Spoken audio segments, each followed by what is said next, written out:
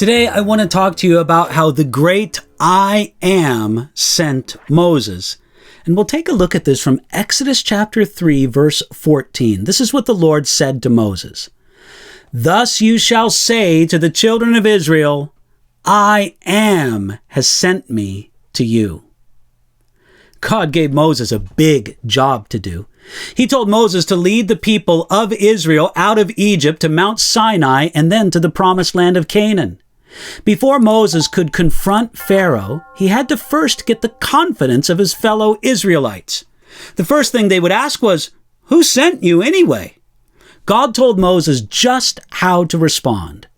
40 years before, Moses probably would have said something like this, what do you mean, who sent me? I'm Moses from the house of Pharaoh. I'm a prince of Egypt. Of course I'm the right man to deliver you.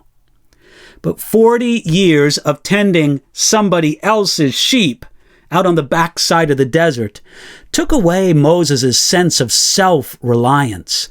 Instead of trusting in how great he was and how prepared he was, now Moses simply had to trust God's answer to the question.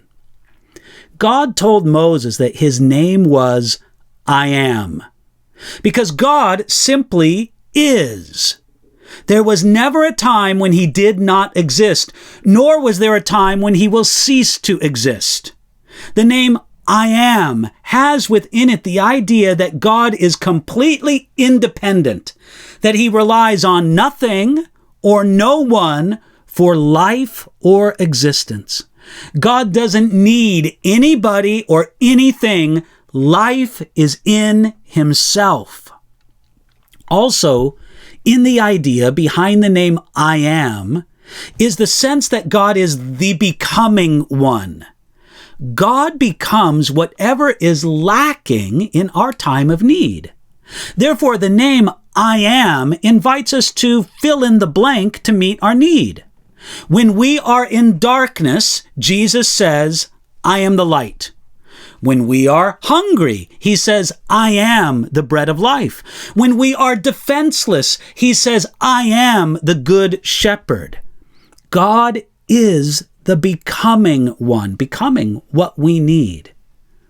Now, being the messenger of the great God, the name I Am was the only credentials that Moses had. He could not present himself as a prince, as a ruler, as a man of great power and accomplishment. There was nothing in himself. It was all in the God who sent him. Now, I Am is also a divine title. Here's one example from John chapter 8, verse 24.